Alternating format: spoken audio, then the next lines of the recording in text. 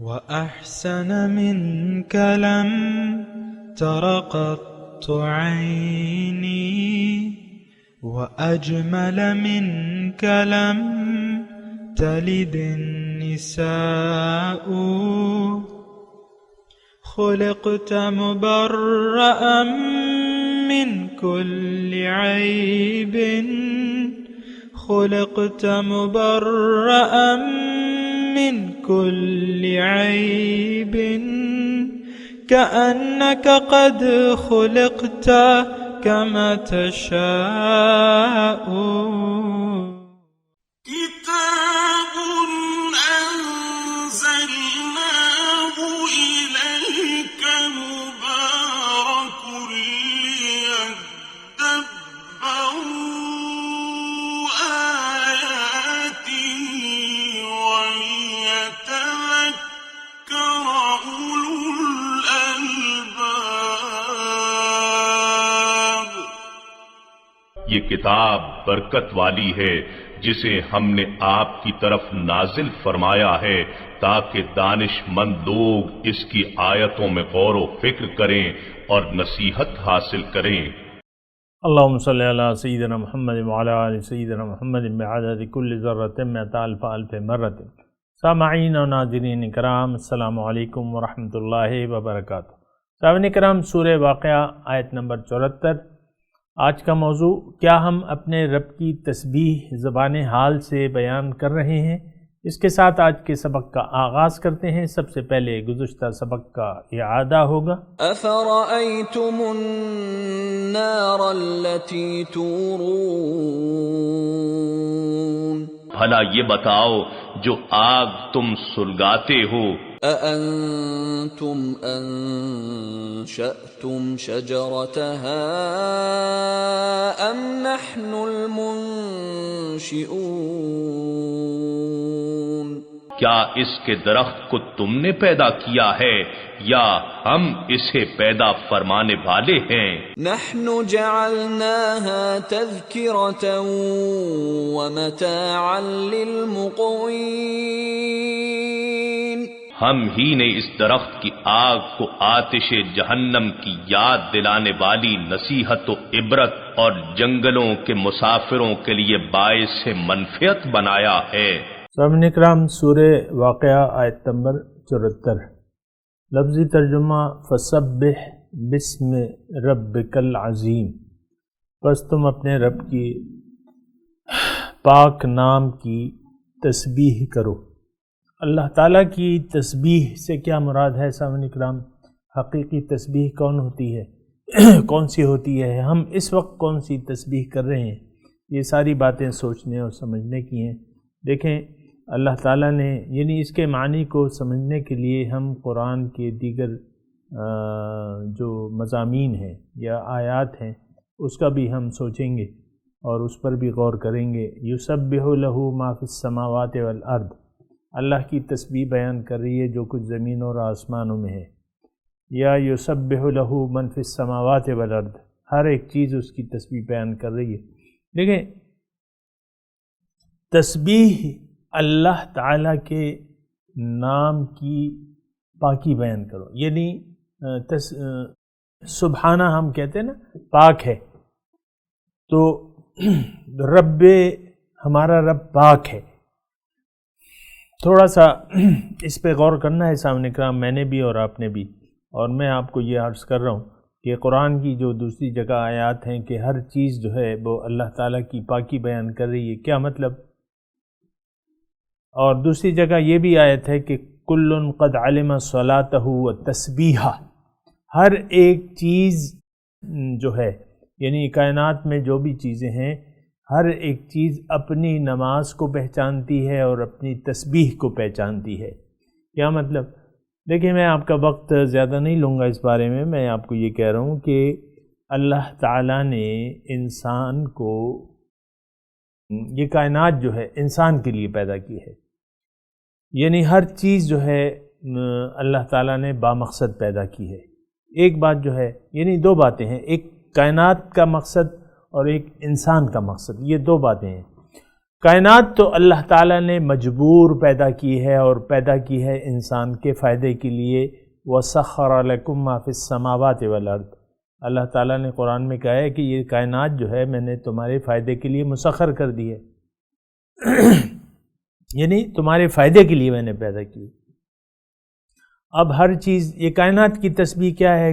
ہر چیز کل قد علم صلاتہ، اپنی نماز کیا کہ اپنا فرض، ہر چیز اپنا فرض منصبی جانتی ہے اور اس کی تسبیح بیان کر رہی ہے، یعنی وہ کام کرنے میں مصروف ہے۔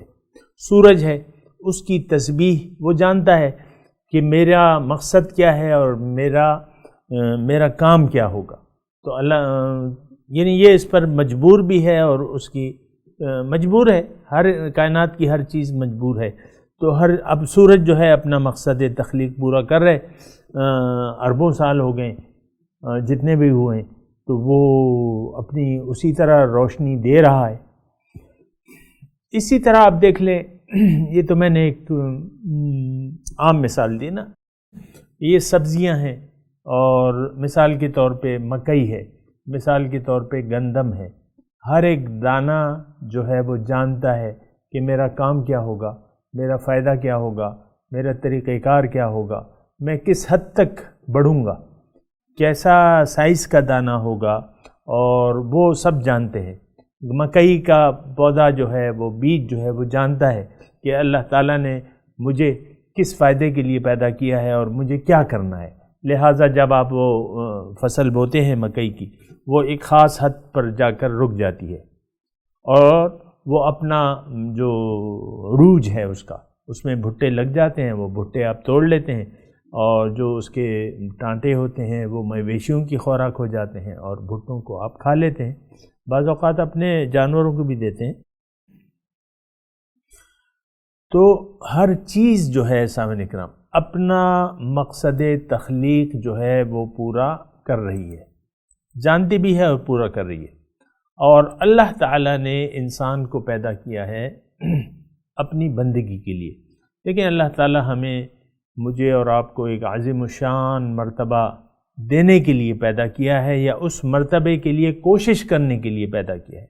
دنیا میں انسان کو اللہ تعالیٰ نے اس لیے بنایا ہے کہ وہ اللہ کو منزل بنا کے اللہ کے راستے پر چلے اور بھرپور کوشش کرے اس کی۔ وَجَاهِدُوا فِي اللَّهِ حَقَّ جِهَادِهِ، جیسے کہ محنت کا حق ہے، اس سے تقاضا یہ ہے کہ اے انسان، تمہیں میں نے اپنی ملاقات کے لیے پیدا کیا ہے، تمہیں میری ملاقات کے لیے دنیا میں تیاری کرنی ہوگی۔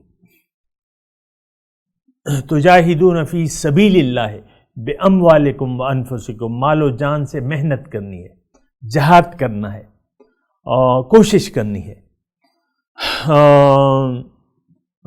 اور اگر آپ کوشش کریں گے تو اللہ تعالیٰ سے آپ کی ملاقات ممکن ہو جائے گی۔ یہ بھی قرآن میں لکھا ہوا ہے، یا ایھا الانسان انک کادح الی ربک کدحا فملاقی، اے انسان تم رب کے راستے کی طرف چلنے میں کوشش کرتے ہو، بھرپور محنت، بس اگر تم ایسا کرو گے تو جان لو، یقین رکھو کہ تمہاری ملاقات اس سے ہو جائے گی۔ یہ میں نے آپ کو مختصر طور پہ مقصد انسان بتایا۔ اب اللہ نے انسان کو اپنے لیے پیدا کیا ہے، اور اس کو عقل اور سمجھ سے، شعور سے کام لینا چاہیے، اللہ تعالیٰ کی نشانیوں کو دیکھنا چاہیے، نشانیوں کو دیکھ کے اپنے جو منزل ہے اس کا اس کو تعین کرنا چاہیے، پوچھنا چاہیے، سننا چاہیے، عقل سے کام لینا چاہیے۔ اگر ایسا یہ کرے گا تو پھر یعنی اللہ تعالیٰ کی نشانیوں کو دیکھ کر اللہ سے پھر سوال کر کے، اور سوال تو آپ نبی کے ذریعے آپ کو جواب ملے گا۔ اللہ تعالیٰ سے جو آپ پوچھیں گے کہ میرا مقصد تخلیق کیا ہے، تو نبی اسی مقصد کی طرف آپ کو دعوت دینے والے ہیں، داعیا الی اللہ باذنہ وسراجا منیرا، سبحان اللہ۔ اور قل ھذہ سبیلی ادعو الی اللہ، آپ کہہ دیجئے کہ میرا مشن تو فقط صرف یہ ہے کہ میں لوگوں کو اللہ کی طرف دعوت دیتا ہوں۔ تو بہرحال اب جو انسان اللہ سے غافل ہیں تو ظاہر ہے کہ یہ اللہ تعالیٰ کی جو بنیادی ذمہ داری ہے کہ وہ اپنا پیغامبر جو ہے مخلوق کی طرف بھجوائے، تو اللہ تعالیٰ نے بھجوائے وہ مخلوق کی طرف وہ پیغمبر، ہمیں بھی تشریف لائے ہیں، ہمارے لیے حضور صلی اللہ علیہ وسلم پیغمبر ہیں، آخری نبی ہیں، اور وہ تشریف لائیں، مطلب یہ ہے کہ 1450 سال تقریباً ہونے والے ہیں ان کے، لیکن اپنے وقت کے لیے بھی وہ نبی تھے اور رہتی دنیا تک کے لیے وہ نبی ہیں اور پیغمبر ہیں۔ وہ دعوت جس طرح ان تک انہوں نے پہنچائی، اسی طرح وہ دعوت اللہ تعالیٰ کی طرف ہمیں بھی پہنچی ہے۔ تو اب دیکھیں، یہ میں آپ کو بیان یہ کر رہا ہوں، فسبح بسم ربک العظیم، اللہ تعالیٰ کی نام کے ساتھ اس کی پاکی بیان کرو۔ اب یہ ہمارا دیکھیں، ہر کائنات کی، دیگر جو کائنات ہیں اس کی تسبیح یہ ہے کہ وہ اپنی معراج کو بھی جانتی ہے اور اس کے طریقے کو بھی جانتی ہے، ظاہر ہے، لیکن انسان کو اللہ تعالیٰ نے جو عقل دی ہے اس سے وہ اپنے منزل کا پتہ نہیں چلا سکتا اور منزل کے راستے کا بھی پتہ نہیں چلا سکتا۔ اب اللہ تعالیٰ نے اس کے لیے رہنمائی اپنے ذمے لے لی ہے، ان علینا للہدیٰ، میرے ذمے ہے انسان کو ہدایت دینا، فَإِمَّا يَأْتِيَنَّكُم مِّنِّي هُدًى، میری طرف سے تمہیں ہدایت آئے گی، وَمَن تَبِعَ هُدَايَ فَلَا خَوْفٌ عَلَيْهِمْ وَلَا هُمْ يَحْزَنُونَ۔ بہرحال میں آپ سے یہ کہہ رہا ہوں کہ دیکھیں، ایک تو یہ ہے کہ میں دوبارہ آپ سے کہتا ہوں کہ یہ مضمون میرے لیے ہے اور آپ کے لیے، یہ آیت جو ہے فَسَبِّحْ بِاسْمِ رَبِّكَ الْعَظِيمِ، یہ میرے لیے ہے اور آپ کے لیے۔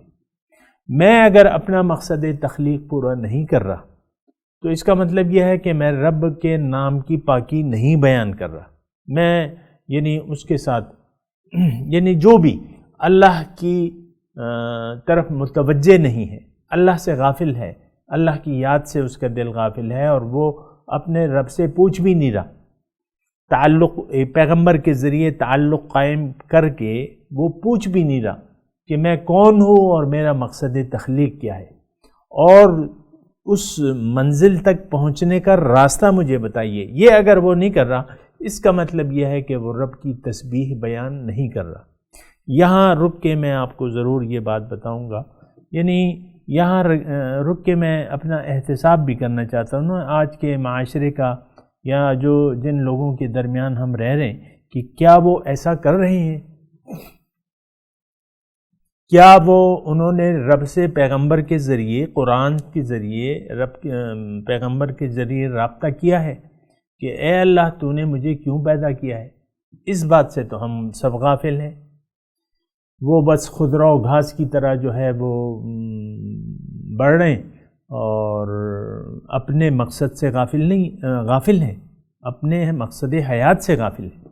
اور پھر ایک اور بات ہے کہ ہم تو ظاہر کی دنیا پر دھوکہ بھی کھا چکے ہیں، ظاہر کو اصل سمجھ کے ظاہر کے پیچھے دوڑ رہے ہیں۔ یہ تو بڑی نقصان دہ بات ہے۔ اب تو رب کی تسبیح تو رہ گئی، اب تو آپ پاکی بیان کر رہے ہیں پیسوں کی، بجائے اس کے کہ آپ رب تعالیٰ کی پاکی بیان کریں اور اس کے مقصد تخلیق کو پورا کرنے کے لیے جان و مال کی قربانی بھی پیش کریں اور اپنا وقت اللہ کے راہ میں لگائیں، اللہ کی طرف رخ کر کے زندگی کو اللہ کے لیے خاص کر دیں۔ لیکن ہم نے، بہت سے لوگوں نے دنیا کو منزل بنا کے دنیا کی طرف دوڑنا شروع کر دیا ہے، اور پاکی ہم کس کی بیان کر رہے ہیں؟ دنیا کی، ظاہر کی، مٹیریل کی۔ دیکھیں، ہمارا سارا رخ جو ہے وہ ظاہر کی طرف ہے۔ اگر آپ برا نہ مانیں تو اس حقیقت کو آپ کو دیکھنا ہوگا، احتساب کرنا ہوگا کہ آیا میرا رخ جو ہے مٹیریل کی طرف ہے، اللہ کی طرف ہے کہ غیر اللہ کی طرف ہے؟ یہ ایک سوال ہے جو آپ نے بھی کرنا ہے اپنے آپ سے اور میں نے بھی کرنا ہے۔ تو اب اگر ہم نے اپنا رخ اللہ کی طرف سے پھیر کے ظاہر کی طرف، وہ دنیا کی طرف کر لیا، باطن سے ہمارا رخ اگر پھر گیا ہے اور ظاہر کی طرف رخ ہو گیا ہے، تو ہم اپنے رب کی پاکی نہیں بیان کر رہے۔ ضرورت اس بات کی ہے کہ ہم اپنے رب کو کی پاکی بیان کریں کہ اے اللہ تعالیٰ تو پاک ہے۔ دیکھیں پاکی کا ایک مطلب یہ بھی ہے کہ آپ یہ یقین کر لیں کہ اللہ تعالیٰ ہر نقص سے پاک ہے۔ بلا مقصد تخلیق کرنا، بلا وجہ کوئی چیز بنا دینا، یہ تو کوئی بات بھی نہ ہوئی۔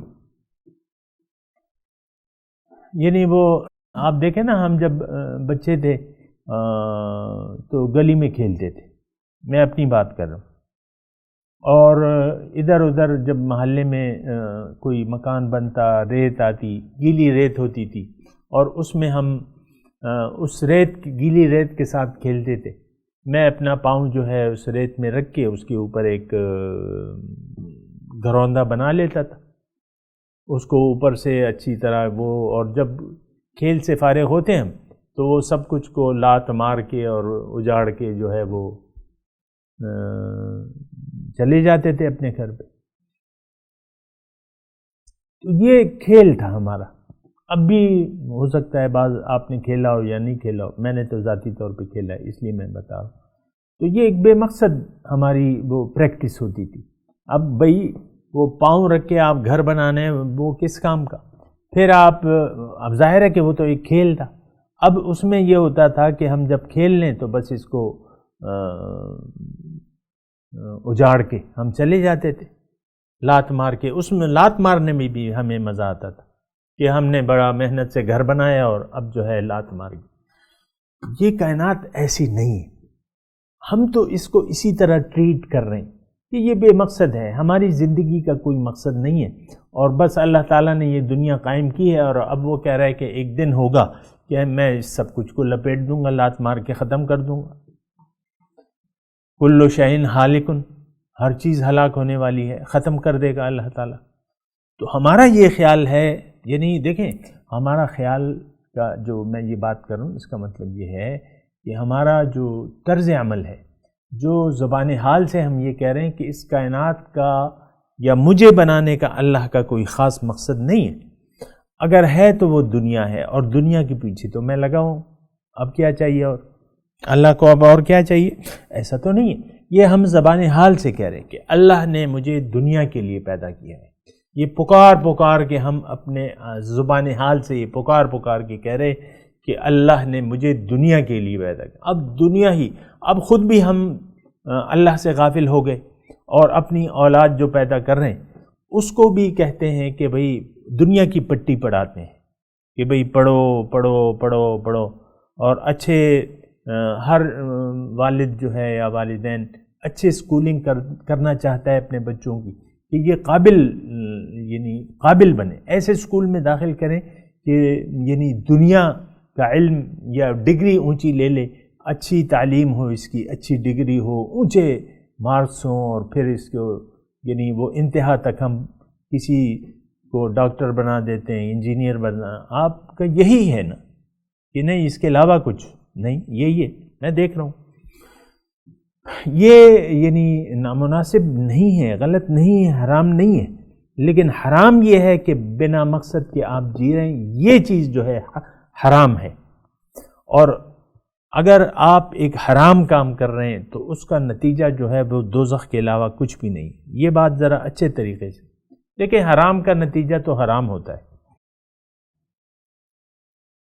یعنی جنت کس کے لیے ہے؟ جنت اللہ تعالیٰ نے قرآن میں فرمایا ہے کہ میں نے متقین کے لیے بنائی ہے، تقوی والوں کے لیے بنائی ہے، جنہوں نے سوچ سمجھ کے اپنے اللہ کو بلایا نہیں، اپنے رب کو یاد رکھا بحیثیت مقصود حیات، مطلوب حیات اور محبوب حیات۔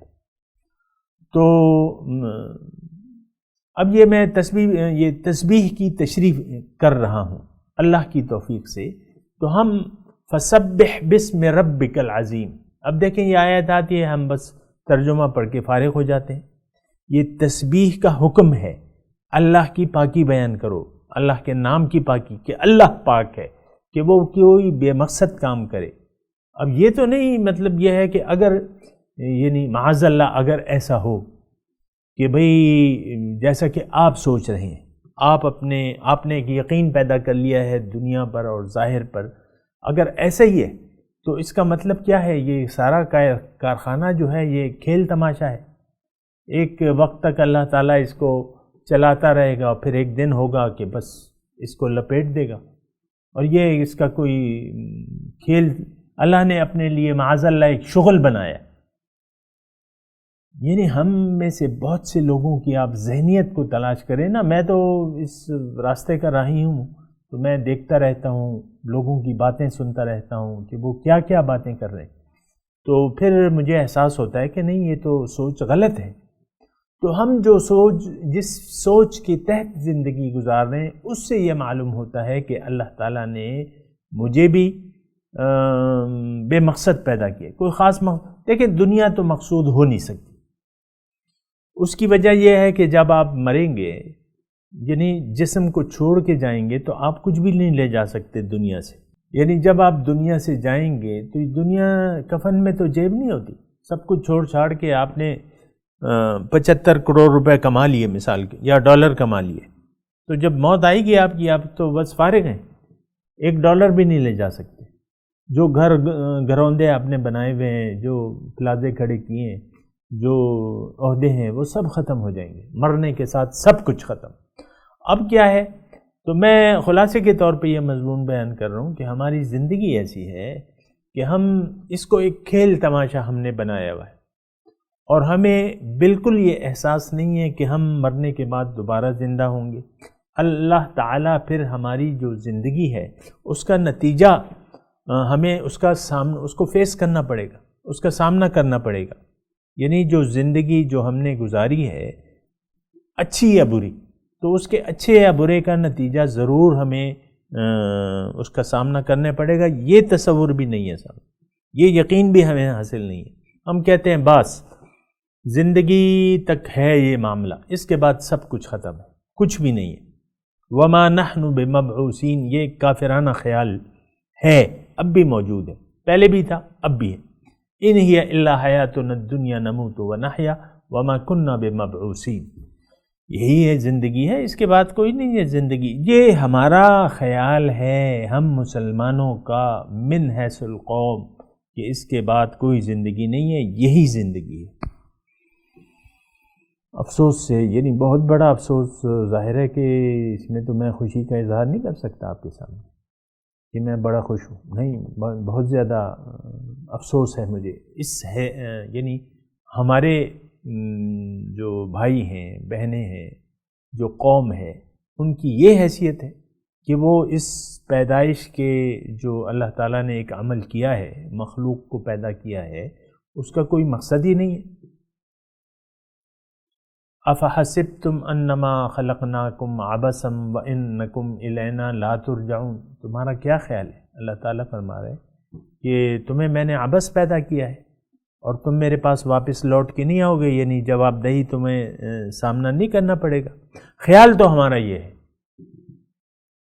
یہ خیال ہمارا ہے کہ ہم زندگی کو بے مقصد گزار رہے ہیں۔ تو اب یہ ہے نا کہ جب آپ نے یہ سوچا اور سمجھ لیا کہ زندگی بے مقصد ہے، تو یہ فسبح بسم ربک العظیم آپ کہہ ہی نہیں سکتے۔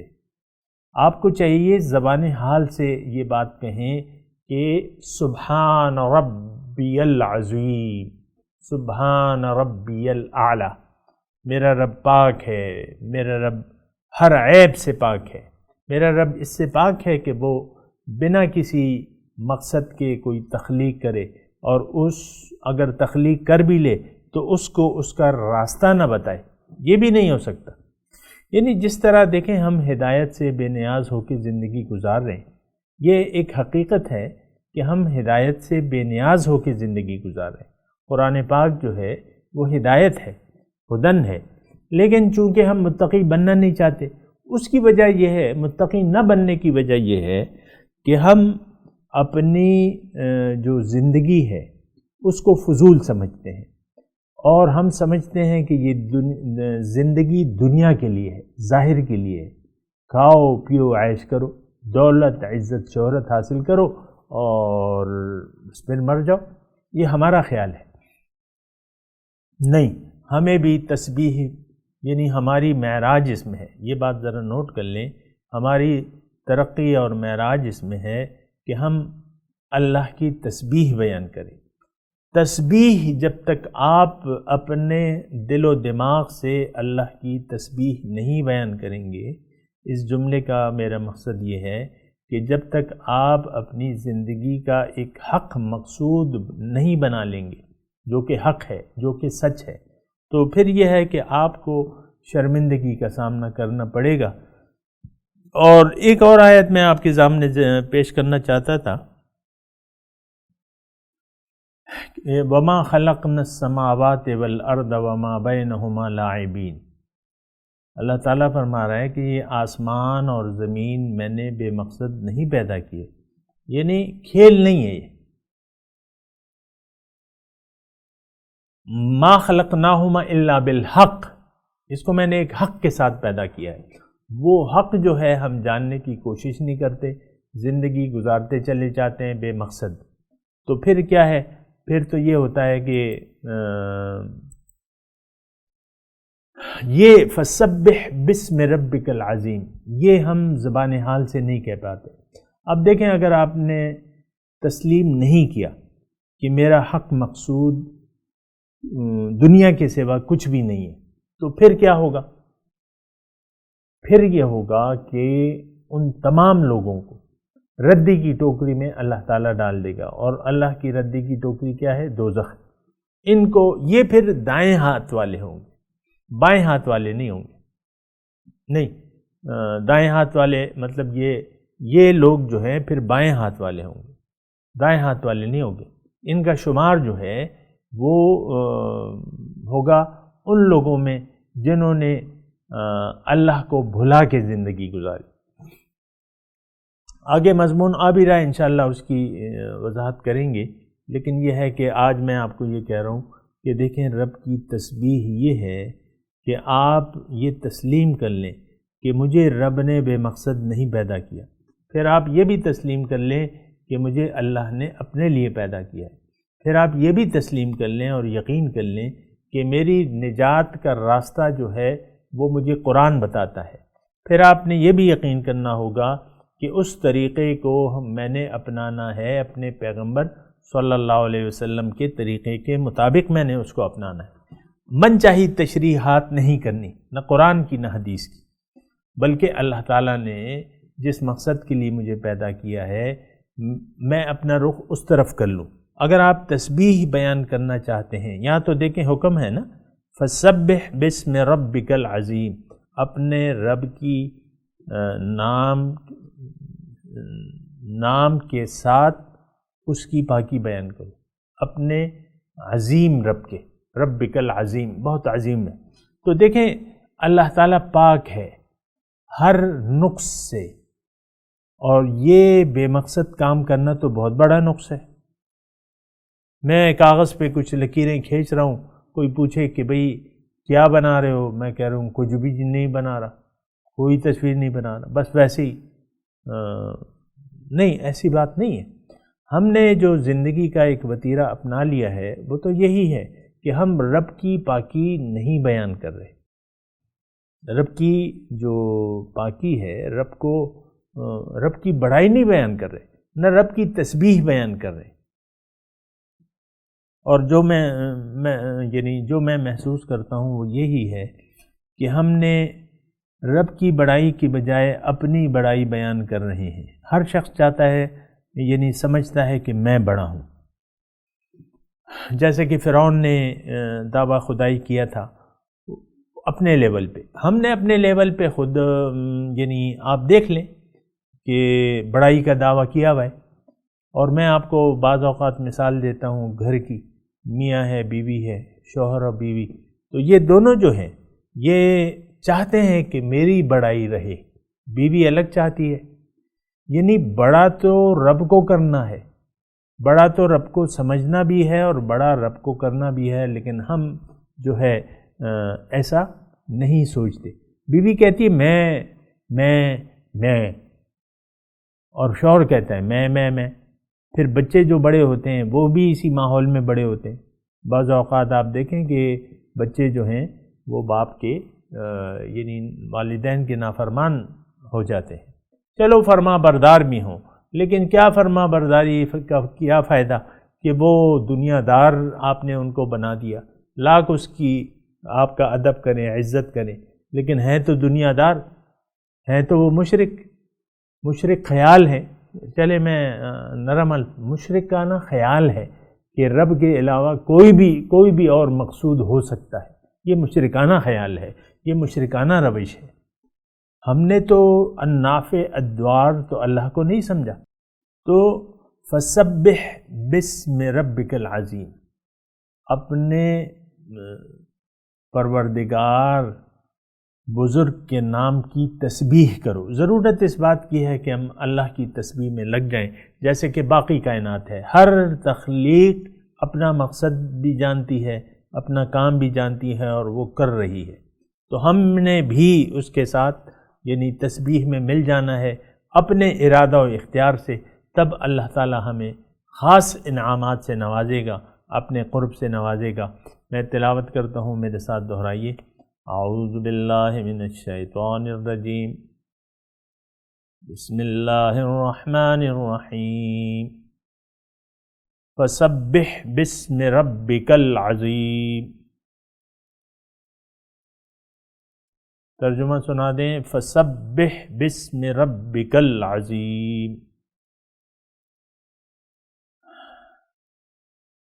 بس تم پاکی بیان کرو اپنے رب کے جو کہ عظیم ہے، اس کے نام کی پاکی بیان کرو.